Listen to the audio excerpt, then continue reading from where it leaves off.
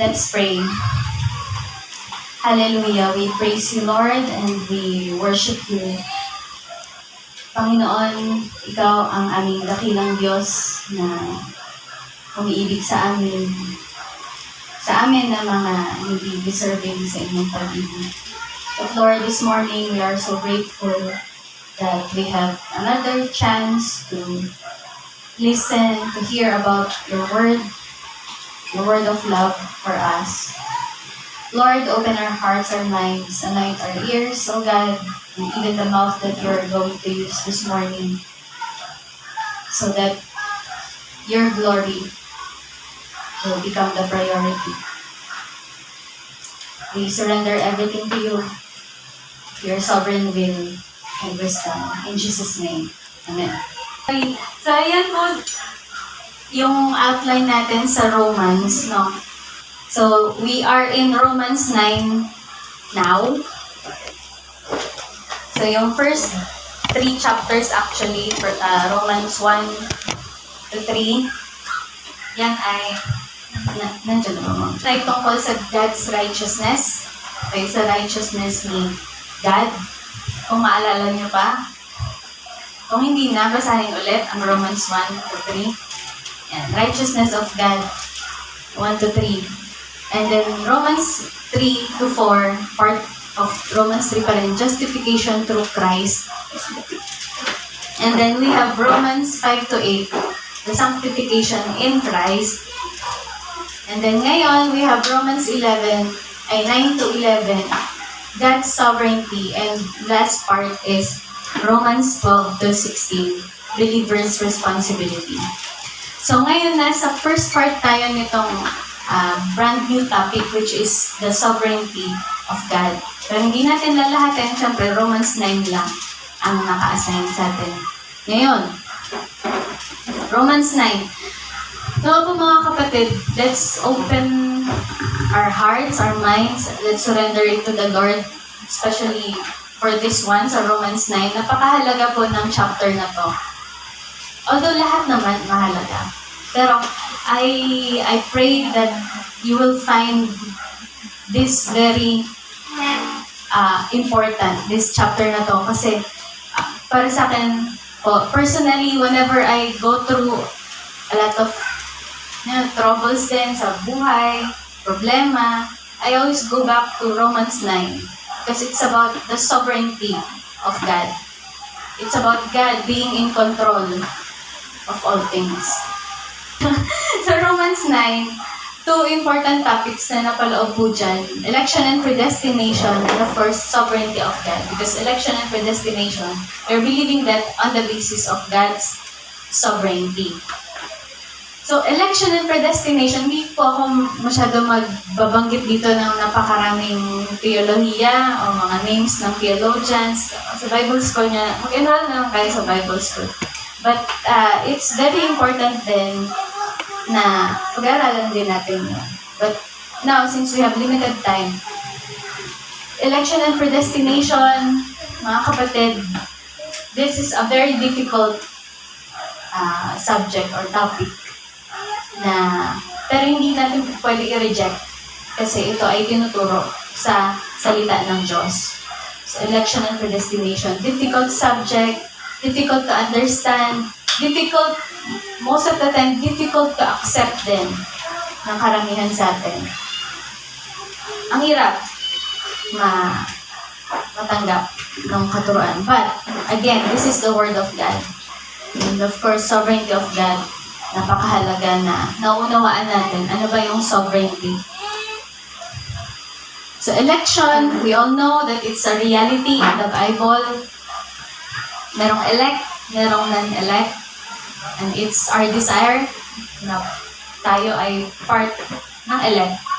So, merong pagdating ng harvest time, diba, Jesus was constantly teaching about this.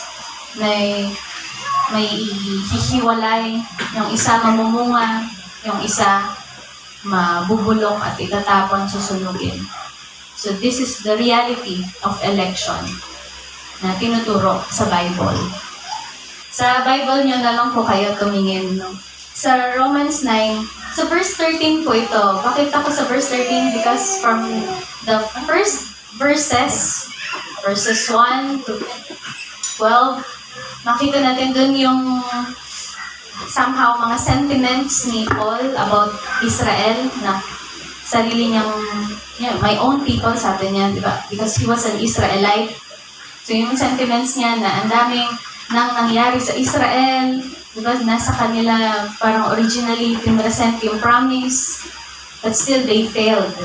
So meron siyang sinabi dyan sa first part, even sa chapter 1, na sabi niya na I'm not lying, my conscience confirms it through the Holy Spirit. I have great sorrow and unceasing anguish in my heart. To the point na sinabi din niya na, for I could wish that I myself were cursed and cut off from Christ. Sobrang, disturbing nung sinabi niya. Kung pwede lang na hilingin ko na magkaroon ng sound yung mic. Kung pwede lang na hilingin ko, nawala talaga. Pwede lang hilingin ko na, sabi ni Paul, na ako ay matanggal, ako yung ma-curse, di ba? Sa mas malalim na word, original word, anathema, parang cut off from Christ, i-separate kay Christ. Yun yung sabi niya, if only I could wish for this to happen. Para lang malaman yung mga Israelites kung ano yung nasasayang nyo. Ano yung namimiss nyo na sound. Ano yung namimiss nyo na truth about God. So nasabi niya tong mga bagay na to sa mga unang parts. Because he was really having that frustration sa heart niya about Israel. So later, ito na yung sinabi niya about election, yung truth, Patuloy na pag-present niya ng truth ng election. Israel, you have to face this. Merong matitira sa dulo, merong hindi. And later on, sinabi din dyan ni Paul na hindi lang sa inyo. Hindi lang yan sa inyo, kundi i-open din niya yan sa mga Gentiles. And kung babasahin natin pa sa Romans, marami siya dyan sinabi na he opened the gospel, the opportunity for eternal life sa mga Gentiles so that you, Israel, will be envy of them. Kasi ang dami nga, lahat na sa inyo pinresent ni God. Pero sinayang nyo pa rin. Still, you failed. So, as he presented this doctrine of election to Israel, pero in this context sa mga Romans, karamihan sa kanila ay mga Gentiles, sinabi niya doon, Jacob I loved, but Esau I hated. It is written. Si Paul ay nag-quote siya sa scripture, sa Malakay niya. Ito kinuha. Jacob I loved, but Esau I hated. So, hindi naman yan ibig sabihin, love ni God si Jacob, hate ni God si Esau. But the other words for the word hate is rejected. So, chosen si Jacob and rejected si Esau. And that's, again, the reality of election. What shall we say then? Is there injustice with God? Absolutely not, sabi ni Paul. Sa 15, for he says to Moses, I will have mercy on whom I have mercy, and I will have compassion on whom I have compassion. So then, it does not depend on human desire or exertion, but on God who shows mercy. For the scripture says to Pharaoh, for this very purpose I have raised you up, that I may demonstrate my power in you, and that my name may be proclaimed in all earth. So then, God has mercy on whom He chooses to have mercy, and He hardens whom He chooses to harden. This is about God's sovereignty. This is about God's authority to choose. Because He is God. Kung ano gusto ni God, at on the basis of His wisdom, na hindi natin kayang arukin ang kalahatan ng kanyang wisdom. but he decides according to his wisdom, and he chooses according to his sovereign will and power. Kahit ano, pwede niyang gawin because he is God. Kaya sinabi niya dyan, kung kanino niya gusto ibigay yung mercy, doon niya ibibigay. God siya eh. Kung kanino niya ayaw ibigay yung mercy na yon and justice on instead ang ibibigay, then that's what he will do because he is God. And we are not to question that because he is God. Although may times, diba, matanong tayo kay Lord, Lord naman, bakit naman gano'n, ganyan. So, every time we fall into that situation na we question God, let's always go back to this fact. God is sovereign.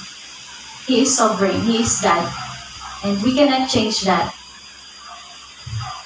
So, it sounds unfair. Kung nakita niyo po dito, siyempre, yung mga nearsighted hindi nakikita.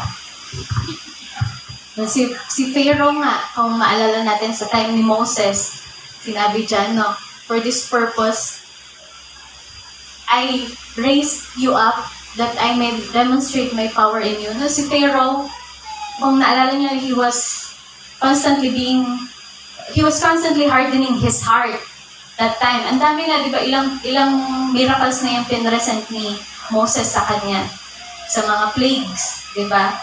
Until that time, yung pinakalas na, si God na yung nag-harden ng heart niya. And that's God's sovereignty. Again, that's the decision of God na hindi mababali ng kahit sino. Pag pinili niyang gagawin niya. So, he hardened the heart of Pharaoh. But then, from that, God used the Pharaoh for a certain purpose, and that's for him to demonstrate his power. Siguro maalala din natin dito yung kay Judas. Although it's, again, a difficult thing to understand. Minsan, yung sobrang maawain mong puso, kawawa naman si Judas, ginawa lang naman niya yun. Kasi, di ba, out of God's sovereign will, He chose Judas to do that task na siya ang magiging magpapakanulo kay Jesus. So, he has that task. Pero, he was like considered later on as a non-elect. Hindi siya pinili na. And then, we will think, parang unfair. So, meron ding mga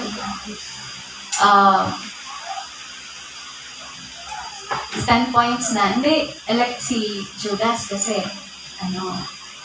in the end naman nag-repent siya. Pero we don't know what really happened that time.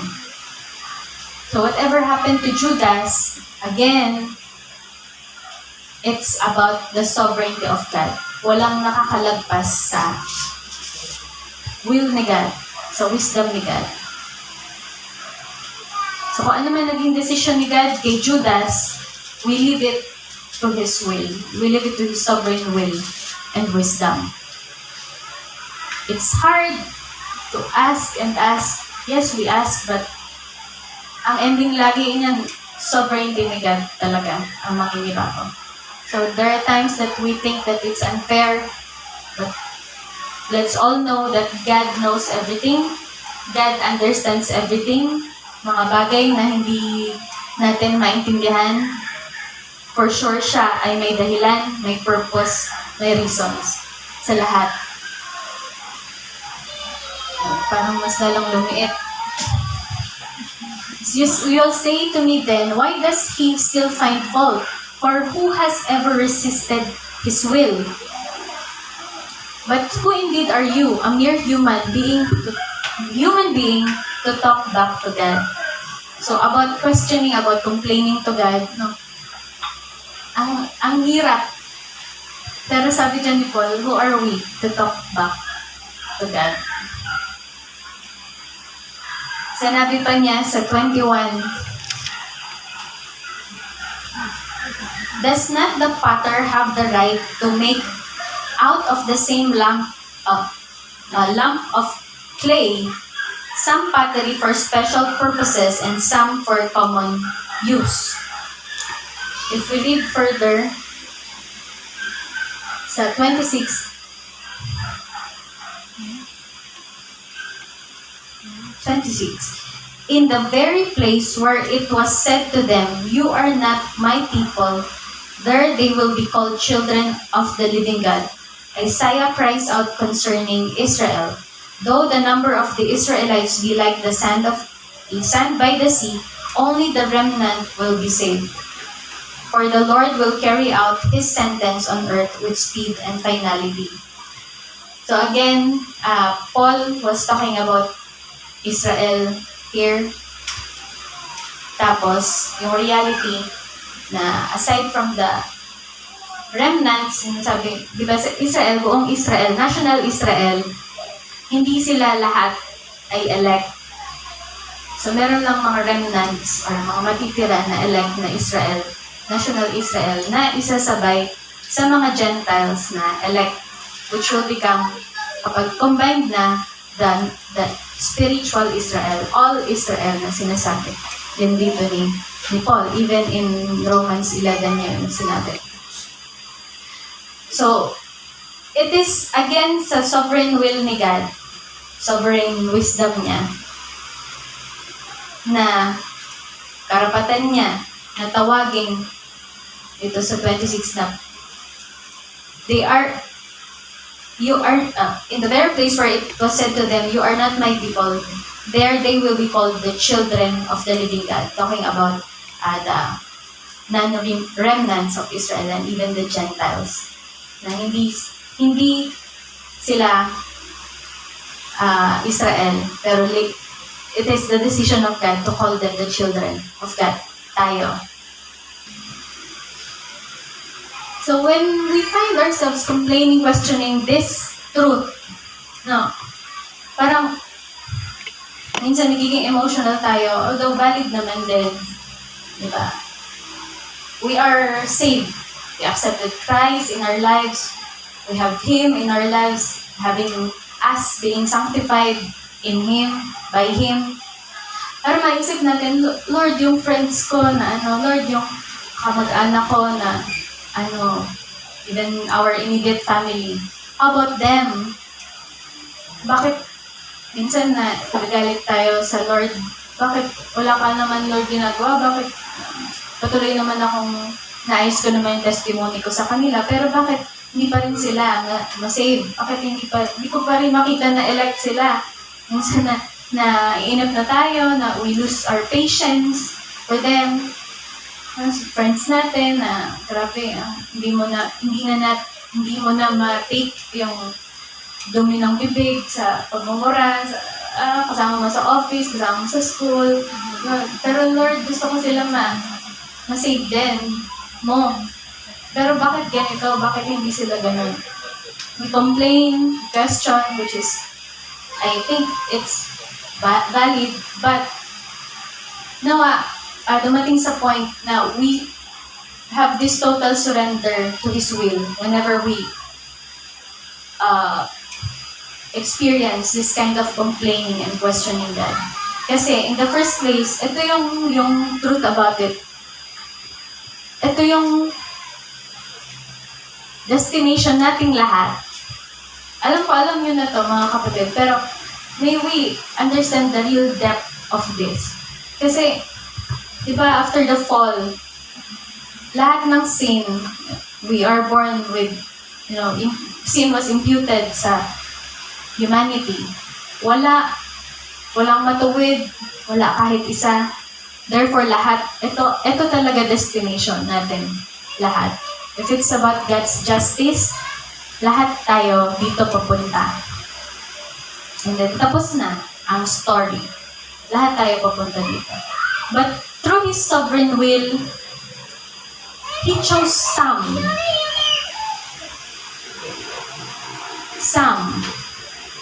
S-O-M-E, hindi si Sam na Samuel. He chose some, S-O-M-E, some of these people heading to hell. And grabing grace ng Lord kasi kasama tayo doon, sa some na yon. So, ilang pinili. Which is, grabing gift. Diba? Kung isipin, dapat dito tayo. Pero, wala naman tayong ginawa pa. Hindi pa nga tayo pinanganak. Pinili na tayo ng Lord para hindi tayo dito mapunta. That's election. And that's the sovereign will of God. So election is not done by God because He knows what will happen. But God did election. That's why He knows what will happen sa dulo. So, hindi pa tayo pinapanganak. Wala pa, even before the world has ever begun, He already knows what will happen. And He already did that choice na mapasabay tayo doon sa election. Diba? Grabing grace ni God. Hindi naman natin deserve, pero He handpicked you para hindi ka mapunta dito. And that's something to be grateful about. Pero knowing God's sovereignty, yes, we love the people, we love our loved ones, relatives, nanay, tatay, mga kapatid. We also want them. Lord, sana sila din elect. Who knows, diba? Na sila ay elect din. Pero tayo ay tinawag na patuloy lang na maging testimony sa kanila and maging obedient sa Lord para sa kanila. Then,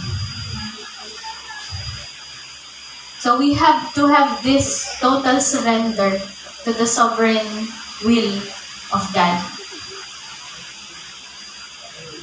Narinig niyo na ba to? Everything happens for a reason. You are not in control. God is. Tama naman, di ba? It's all up to God. This actually have connections about the sovereignty of God. Itong mga lagi nating naririnig. So, election is not based on our works. It's based on the sovereignty of God. So, pinili ka ng Diyos, hindi dahil mabait ka, hindi dahil cute ka, hindi dahil sobrang mapagbigay mo, sobrang matulungin ka sa kapwa, mahabagin ka sa kapwa. Hindi ka pinili ng Diyos dahil doon. Kundi pinili ka ng Diyos dahil gusto niya. Yun ang power niya. Yun ang right niya. Authority niya. Pumili. Pinili ka niya. Because of that sovereign will. Sabi dyan, ang pagiging sovereign ni God. He is powerful and authoritative to the extent of being able to override all other powers and authorities. So, He is powerful and authoritative. Overall, kung ano man yung mga naisipan natin ibang powers dyan, He is He can override all those powers and authorities. And then nothing can successfully stop what God certainly brings about. So you can check Job 42:2, Daniel 4:35, Isaiah 46:9, Ephesians 1:11, Proverbs 6:33. Walang makakapigil sa gusto ng Diyos. Sabi nga, if it's God's will, you cannot stop it. If it's not God's will, you cannot force it. Siguro narinig nyo na yan. So, yun ang sovereignty ni God. Yun ang power niya, yun ang authority niya. You cannot question that. Yung nangyari kay Jacob and Esau. Esau. Jacob, lilito na. Si Esau yung mabalbon, di ba? Si Esau, sobrang sipag, di ba? Nag-farming siya. And then, niloko siya ni Jacob. Pero sinabi sa verse 10, itong Romans 9, kay Rebecca, sinabi ni God, bago pa man ito ipanganak, may pinili na siya. At yun yung younger child. para ipakita din sa atin na it's not about what they do. It's not about what they it's not about their works. Kung bakit si Jacob ang pinili at hindi si Esau. Kasi kung about sa works, si Esau na. Kasi mas tultol na aki si Esau. But God has His own reasons why. He has His own purpose. Bakit si Jacob? Yes, we may question, Lord, ang unfair. Jacob, liar. Pero bakit siyang pinili mo? Again, God's sovereignty. May purpose siya. And He used His wisdom. Why He did that. Why He chose Jacob. There are things that we may not understand. But we have to trust. Our sovereign God has His own reasons about things. Sa sovereignty din, it's a natural consequence of God's omniscience, omnipotence, and omnipresence. Yung mga omni, mga all.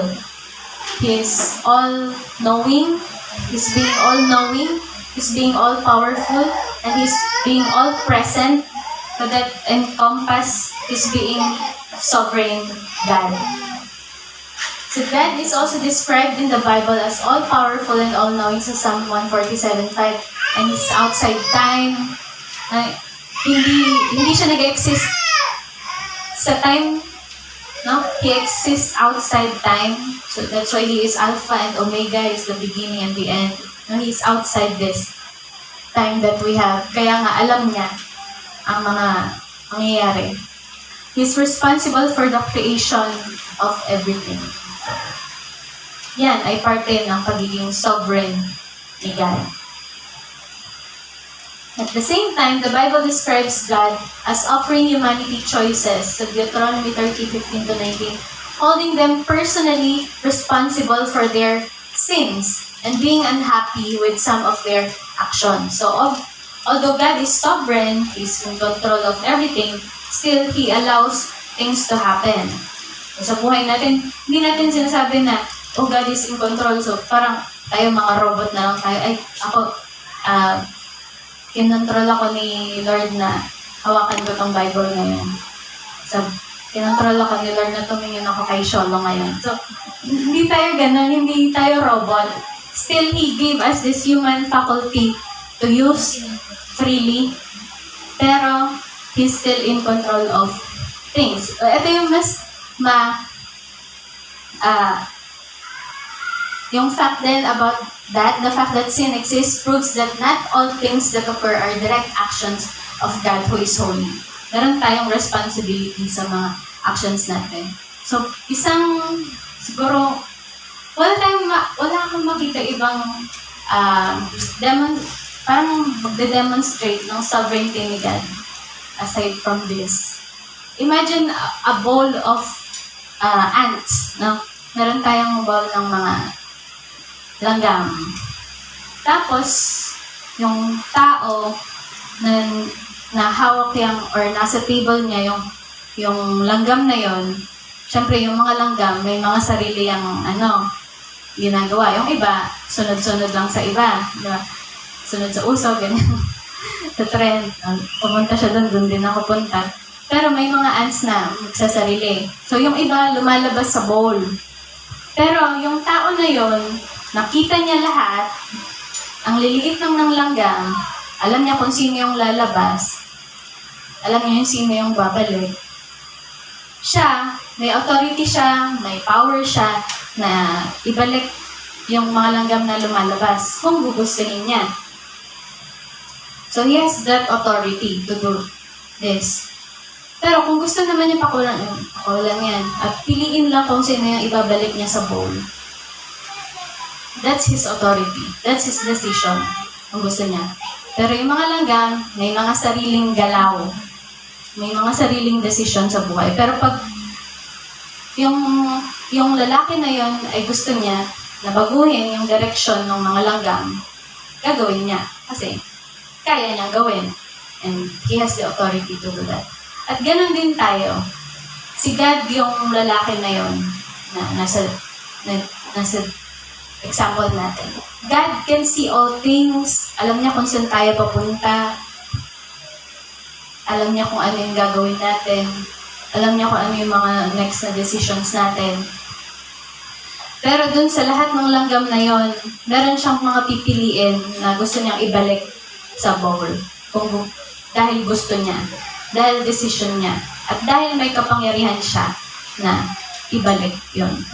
And we are so blessed na ilan tayo dun sa mga langgam na yun na nagpupumilit lumabas.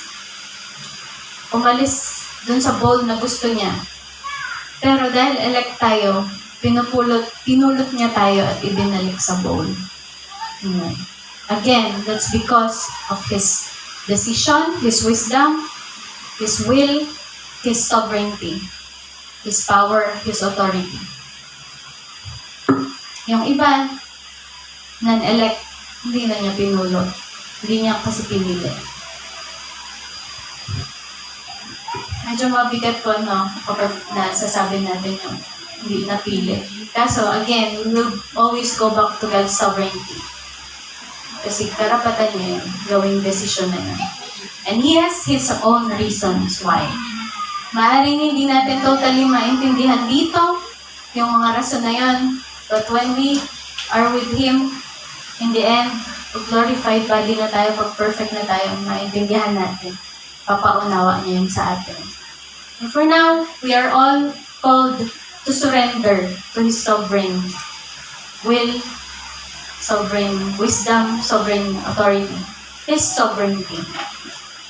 So when things go back, ako po personally, I just go back to the fact that He is sovereign.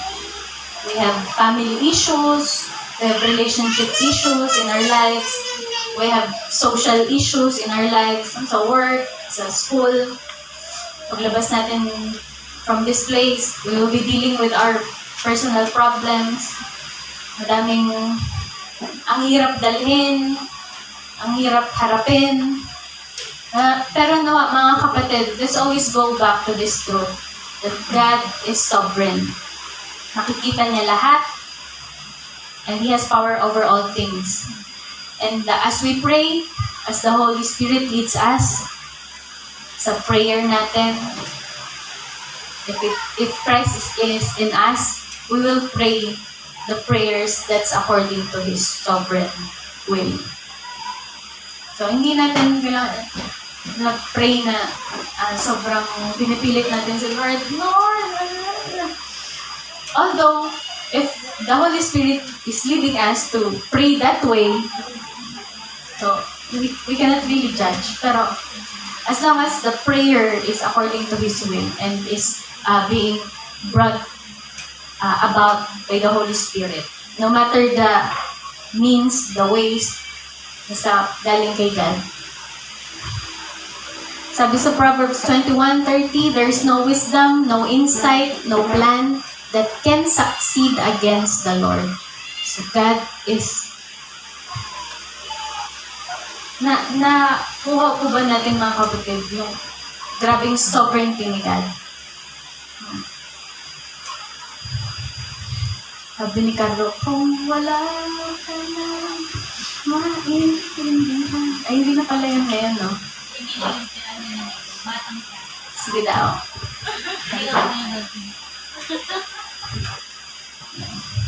Si Lord lang talaga na makapitan natin. Always. Kasi siya ang nakakaintindi ng lahat. Siya ang may kapangyarihan sa lahat.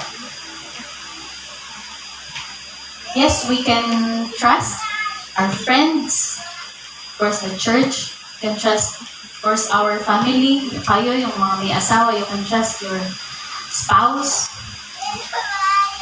But humans can fail. Kahit gaano natin sabihin na mabait asawa ko, mabait friends ko, matulungin sila sa akin, naunawaan nila. And even you can be the good daughter, the good son, Pero you can fail as a friend. Hindi natin mag-perfect. Pwedeng mabuti kang anak, mabuti kang asawa, pero may times hindi ka nagiging maayos na kaibigan. We cannot be perfect in all these clothes that we wear. And that just gives us the fact na we humans still fail. Nagkukulang tayo sa maraming bagay, sa maraming roles na piniplay natin bilang parte ng pamilya, parte ng church, as ministers, workers, employees, no? We cannot perfect everything. We fail. But God does not fail because He is sovereign. So, saan pa tayo kakapit? Sa Lord lang. Saan tayo magtitiwala? Sa Panginoon. Ultimately. Pero, syempre, may mga ginagamit din si Lord na baka iniisip niyo itong katabi ko, hindi ka na pagkakatiwalaan. Kasi si Lord lang talaga ako magtiwala. So, si Lord na may ginagamit. Huwag tayo masyado padala sa trust issues. So, ako din naman, may trust issues din. Yeah. But we are surrendering this to the Lord.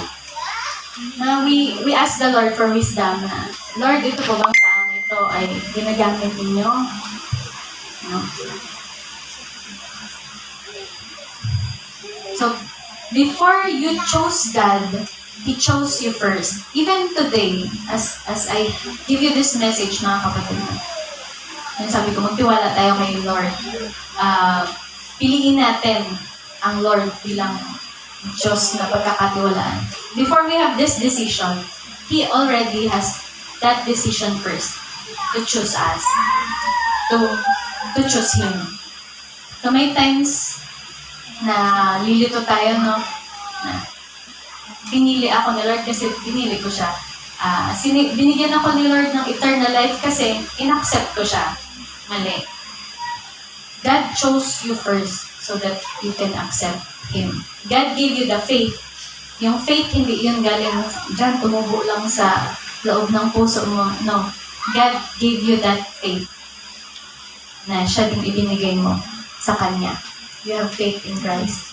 Then ako, naalala niyo po nung Sunday, sa message na sa Word of God nung ginamit si MK, sa John 15:16, you did not choose me, sabi ni Jesus, but I chose you and appointed you so that you might go and bear fruit. Fruit that will last, and so that whatever you ask in my name, the Father will give you. So whatever we ask na according sa will niya, ibibigay niya. Kapag ikaw ay nasa Panginoon, you have that favor na will niya ang mangyayari sa buhay natin. So, He handpicked you. Ikaw ay langgam na pinili ni Lord na ibalik dun sa bowl na yun. But, mga kapatid, let's not sensationalize this, no? May iba, sinasensationalize na, ay, pinili ako ni Lord. Parang nagiging self-centered na tuloy. Diba? Parang nakafocus na sa kanila, pinili ako ni Lord. Although, totoo naman. Pero, ultimately, it should lead to the glory of God. So, it's not about us being handpicked. It is about Him who has the sovereign will to handpick us. Bumabalik lang dapat palagi sa Panginoon. Kasi yun naman ang totoo. He is at the center of everything. Sa Colossians, He is before all things. So, as we surrender to the sovereign will and wisdom of God, to the sovereignty of God, it involves trust. So, yung tiwala ba natin na sa Panginoon? Confident ba tayo kay God? O may doubts pa? Mga kapatid, kung tayo may doubts pa, itaas po natin yan sa Panginoon kasi dapat 100% ang trust natin sa ating Diyos. Kasi nga, sovereign siya. of course, yung love, it's involved dun sa surrender na yun. Do we love Him? It's not out of, not solely out of fear. That we trust Him, we love Him, and of course, we obey Him, we follow Christ. Hindi siya nag-end lang na, ay, pinili na ako ni Lord, gagawin ko na yung gusto ko. Na gusto kong gawin. Kasi elect naman ako. No. Being an elect, you are to be seen, to be doing the will of God. You're to follow God and obey God. Obey His word. So itong salita niya, binigay dahil ito yung salamin natin.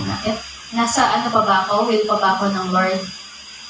At ito yung parang magbibigay ng confirmation, elect niya ako. Kasi ito yung sinusunod kong salita. So, most of all, faith. And that faith is from the Lord. So, these are the evidences that you are an elect of God. And these are not from you, but from Him. So, yung pagtitiwala, yung pag-ibig, yung pagsunod, at pananampalataya, hindi po tayo ang naging source nun, kundi si God mismo na nag-elect sa atin, pumili sa atin. So, mga kapatid, let's have this heart to totally surrender to the sovereign will of God. So, He is our sovereign God. Huwag po natin nakalimutan. Let's pray. Our Father in heaven, we are grateful, O God, that you have chosen us and that you have a planned purpose for each one of us, individually and as your body. Panginoon, patuloy niyo nga pong turuan ang aming mga puso, isipan na makapagsuko sa inyo ng lahat-lahat. There might be a lot of things at the moment na hindi pa po namin maitaas sa inyo. But Lord, by your sovereign will and wisdom, we humbly ask, O God, that you teach us and give us the courage to totally surrender to you. Lord, we thank you that you are a sovereign God.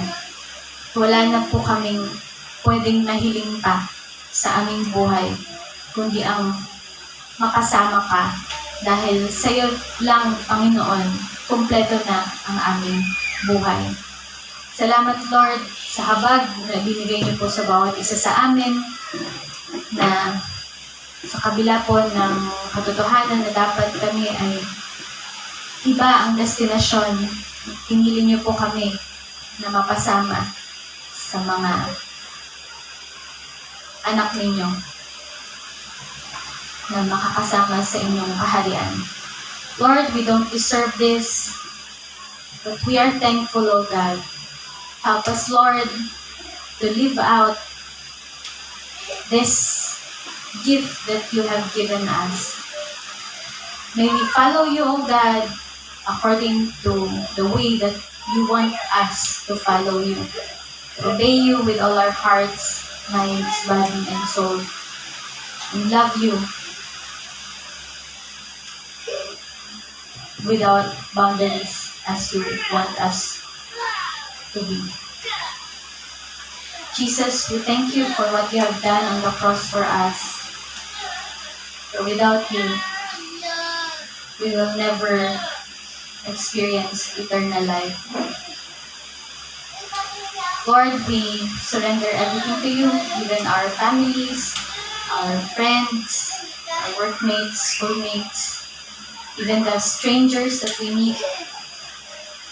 Lord, we don't have idea if they are elect or non-elect, but we will just follow you and live the word as you have called us to do. Thank you, Lord. We praise your name in Jesus' name. Amen.